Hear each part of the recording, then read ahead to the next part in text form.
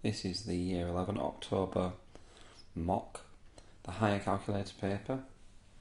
It says 60 students in this college, so I'm going to make sure there's 60 people in the box. But the first thing I'm going to do is just put 20 people in the middle because it says 20 people do both languages. Now 13 of them do French but not Spanish, so that's that side. Then 43 people need to be in the Spanish circle, which means I need another 23 there. That adds up to 56, which means there's 4 people that don't do either language. And actually that's how you answer the last question. 4 people out of the 60 people in total, which is 1/15.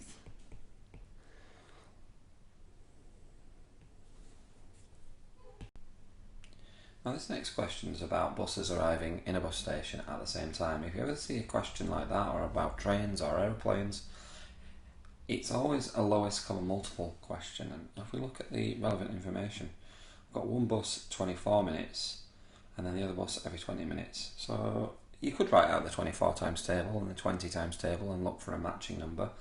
But if the numbers were bigger, that would be a nightmare. So what I'm going to do instead is actually write out the prime factors for 24 and 20 and put them in a Venn diagram. So 24 is 2 times 12, 6 times 2, 3 times 2, and remember to circle your primes. 20 is 10 times 2, which is 5 times 2. Now the Venn diagram, I'm going to put 24 on this side and 20 on this side. That's 20. Any shared primes go in the middle. So I've got a 2 on both, goes in the middle. I've got a 2 on both, that goes in the middle. I've got a 3 and 2 on that side and a 5 on that side. And that's all the primes for both numbers. Now the lowest common multiple comes from multiplying everything together that's in this diagram. So I'm going to do 3 times 2 times 2 times 2 times 5. And that gives you a final answer of 120. Now it's a question about minutes, this. So that's 2 hours. And it starts at 7:30, so it must be 9:30. 9:30 AM is the answer to that question.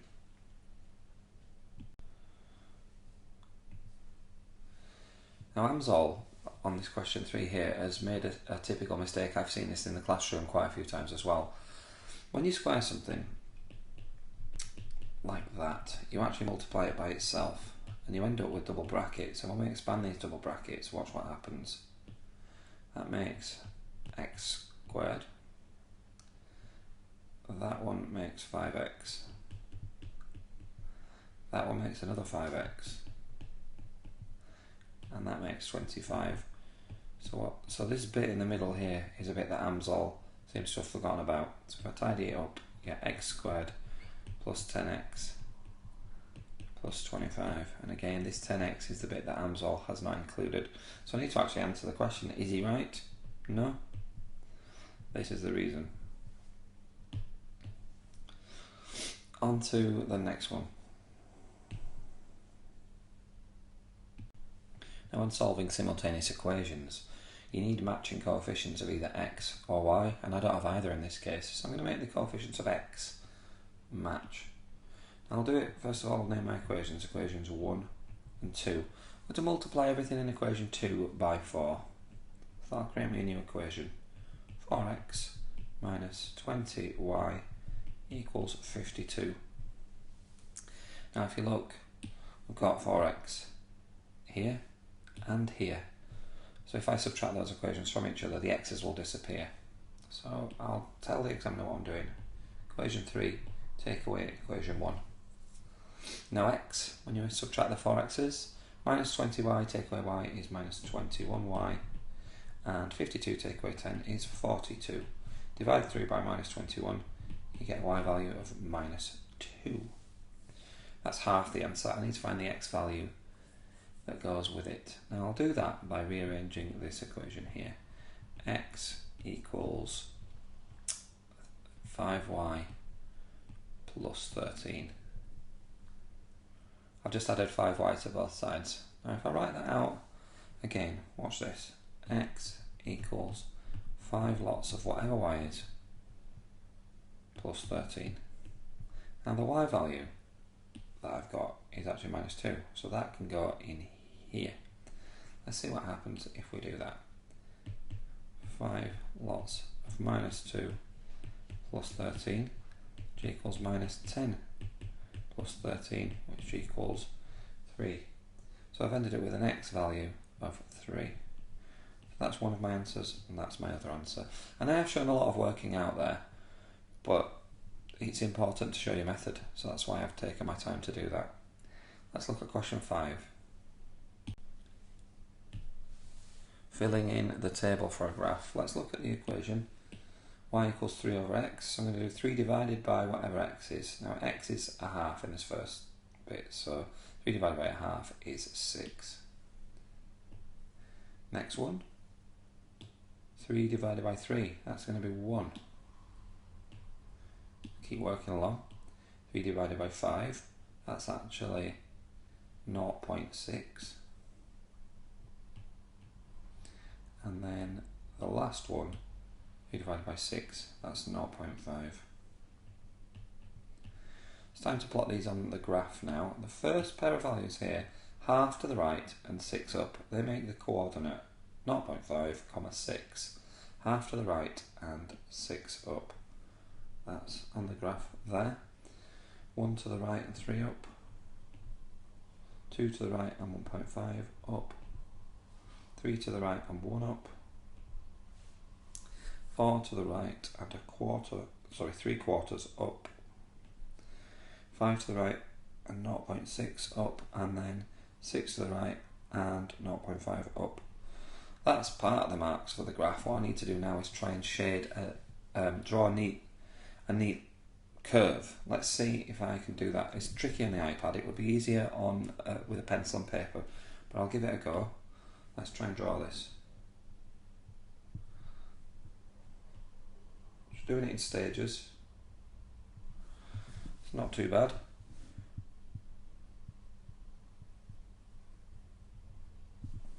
Now that's actually perfectly fine. You can take your time with a pencil and make sure it's a little bit neater than mine, but that would get me full marks. Right, let's move on to question 6.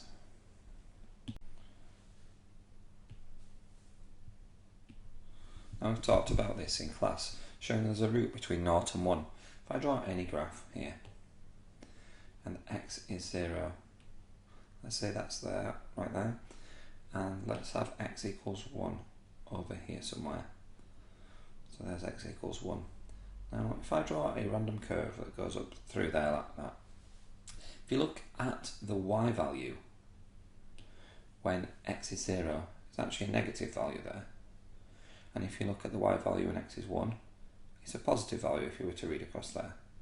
So I've got a negative value when x is 0 and a positive value when x is 1, which means that somewhere between them, and it doesn't have to be the middle, somewhere in between, there must be a root hiding there.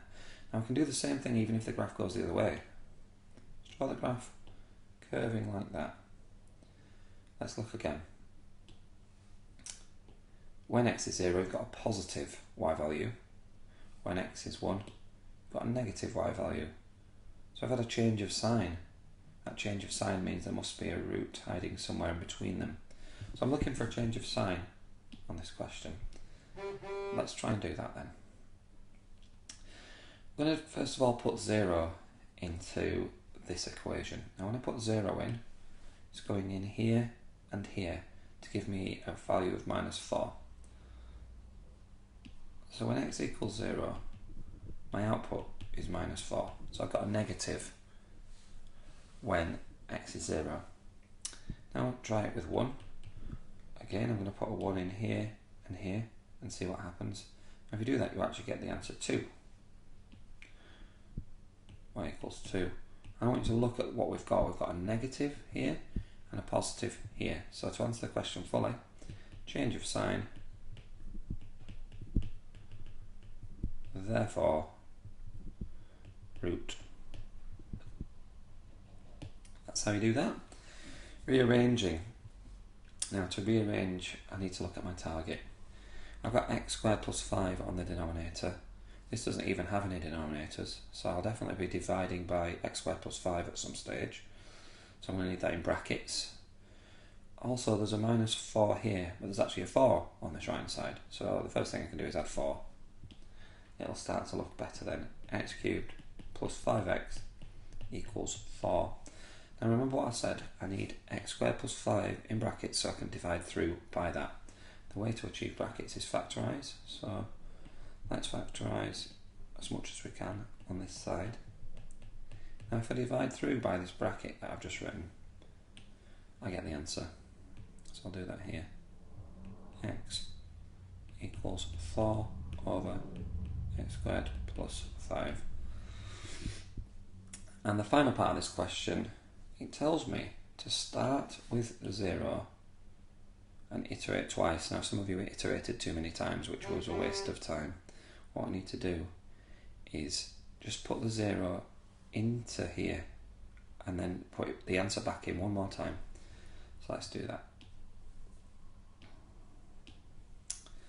So my value is 4 over my previous value squared plus 5, which equals 4/5, which equals 0.8. Let's do that again. My next value is 4 divided by my previous value. Now this equals a decimal. It's 0.709 something. You must show that that continues. And that's the answer to the question. It's important here that I've said that this decimal on my calculator carries on forever. Some of you just wrote 0.7 and stopped, and that's a rounding error. Show that it's a big long decimal and you won't lose points for rounding. Let's move on to question 7. Question 7. It's all about external angles. So what I'm going to do is work out the external angle of a pentagon. 360 divided by the number of sides equals 72. So 72 degrees, that's the external angle of a pentagon. Now if I draw that on the drawing, it is here. Could also be there. And it could also be there. That's 72. It could also be there. So that's 72. Now what some people incorrectly did, they wrote 72 inside here. And that's not right. That's the angle 108. 108. 108 inside. That's the internal angle. The actual external angle is outside. The rest of this question is fairly straightforward. It does say you must show how to get your answer, so I've done that already. Part of my working out. I need to just finish this off now. Got an isosceles triangle. I'll just mark that on the drawing. Trying to find this angle here. We'll call the angle theta. Now the angles in a triangle add up to 180 degrees, so it must be 180 minus the sum of these two angles that I've already found, so they add up to 144. So my answer is 36 degrees. And I've definitely shown my working out. I've shown one part of it there and another part of it there leading to my answer. So I've definitely got the marks for showing how I've done it. Let's move on to the next question. We've got an inequality graph with a shaded region. I'll talk about two mistakes I can see straight away. This is a line and I need to see whether or not it's this line or this one to see if you've drawn it properly. So to draw a line, the first thing I like to do is to rearrange it. So I'm going to write in the form y equals mx plus c. If I take x from both sides, y equals minus x plus 6. That goes through 6 on the y-axis and has a gradient of minus 1. Now if we look at this, it goes through 7 on the y-axis and has a gradient of minus 1. So the student here has accidentally drawn the line y equals minus x plus 7, which is incorrect. This is the one we wanted. So the first reason, drawn y equals minus x plus 7 instead of y equals minus x plus 6. And look how specific I've been with my reason. So I've drawn that instead of that. So there's one thing wrong. Let's have a look at this next one. And look at this inequality on the end. Y equals x plus 2. Now actually the student has drawn the correct line there. It's got a y-intercept of 2. It's got a gradient of 1. So you might think, oh good, they've drawn the right line. So it's not the fact they've drawn the wrong line, it's something to do with this inequality sign. Let's have a look at it. Less than x plus 2. That means everywhere below that line. So what the student should have done is actually shaded below this line rather than above it. So I'll try and write that reason down. Reason 2, shaded wrong side of y equals x plus 2. And if you look at how specific I've been with my reasons, it's a lot clearer than what some students did. Some people thought they should get the marks for writing vague things like Helen has shaded the wrong bit, Helen has drawn the wrong line. That's far too vague and you can just guess that. You need to tell the examiner exactly what's wrong with that drawing. So that's it. Let's move on to question 9. Rearranging to make m the subject. The problem is that m's in two different places. So I need to collect all my m's on one side and then factorise. I'll do that first of all by multiplying through by this to get rid of denominators. If you ever see a denominator in an equation, you often multiply by it to remove those denominators. So let's do that then. F 5 plus m equals 4 minus 3m. Now I'll multiply my brackets out. Remember, I need to collect all my m's together and I can't do that with the brackets in the way. So let's multiply out the brackets. 5f plus mf equals 4 minus 3m. Collect my m's together by adding 3m to both sides and taking 5f from both sides.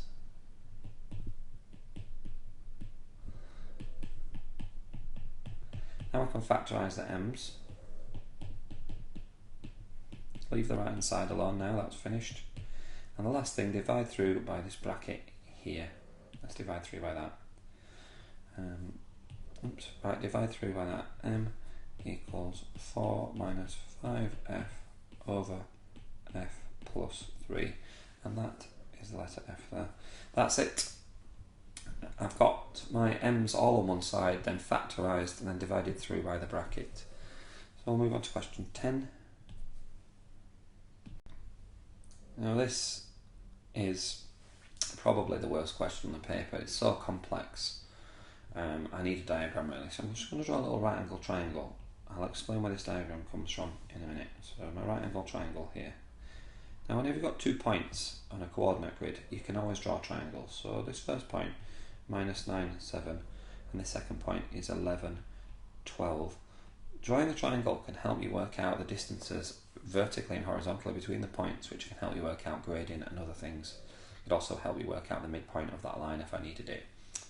Let's work out the distance along the bottom of this right angle triangle. Now it goes from minus 9 to 11, and if you think about it, that's a difference of 20. So actually, the bottom of that triangle is 20.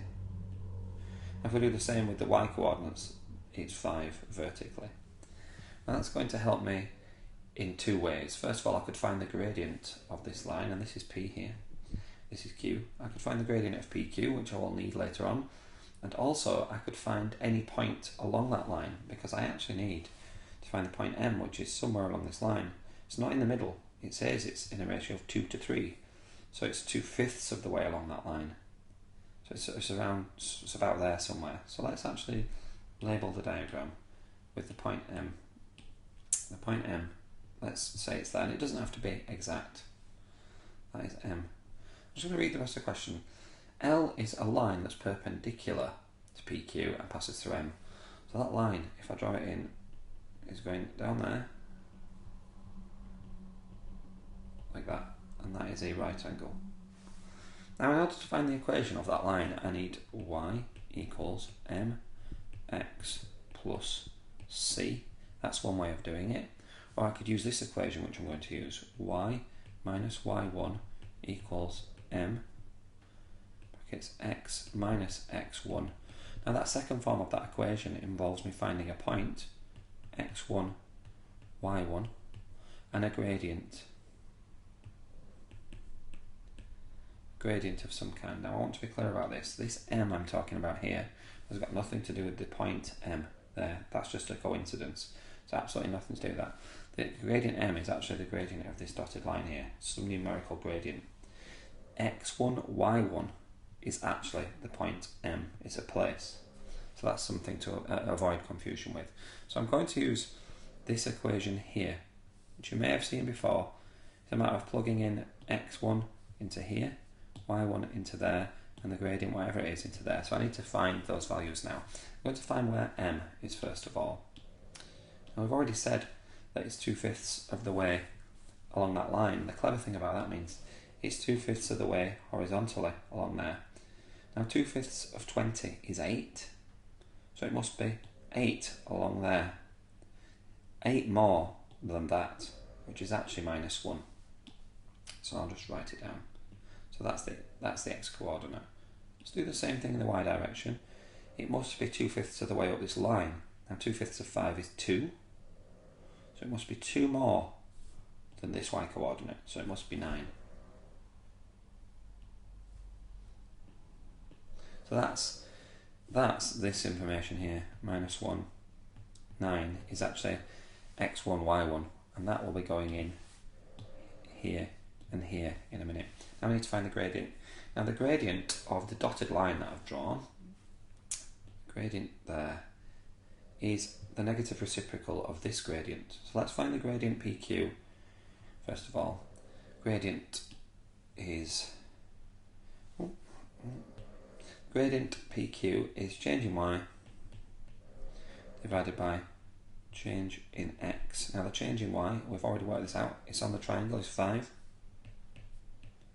Change in x is 20, so that makes a quarter. So that's the gradient of PQ. So the gradient of the line I'm interested in is the negative reciprocal of that, minus a quarter. I've got everything I need now. I've got my gradient, that's going in there, and I've already talked about the fact I've got this point that I can plug in. So let's actually form that equation now. Y minus y1 equals mx minus x1, and that will tidy up a little bit, x plus 1. That's it. I know it doesn't look like a particularly nicely rearranged version of that equation, but it is the equation of the line, and if we read the question it just says find an equation of the line. It doesn't ask you to rearrange it in any way, so let's not waste time. That's how you do that. On to the final question. Last question. It's about the g function. Let's just look at the g function. It says you do x squared plus 2, so you do the input squared plus 2. So let me write the g function out. The g function, g of whatever goes in, is its input squared plus 2. So let's see that when the input is -4, as it asks for in this question, -4 goes in. -4 squared is 16 plus 2 is 18. So that bit's nice and easy. Now part B is actually exactly the same. It says g of f of x. What that means is g of f of x. So if you look, the input's actually the f of x function. So let's write the same thing out again then. The g function has its input and it squares it and it adds 2. Now the input, if we read the question again, it inputs f of x, that's up here. So the input's actually going to be 2x minus 3. So I can put that in.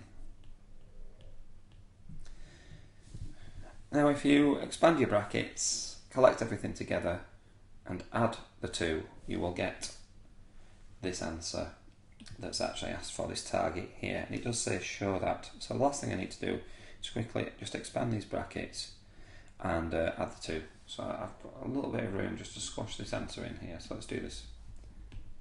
So expanding my brackets, 4x squared minus 12x plus 9 plus 2, and of course if I collect that together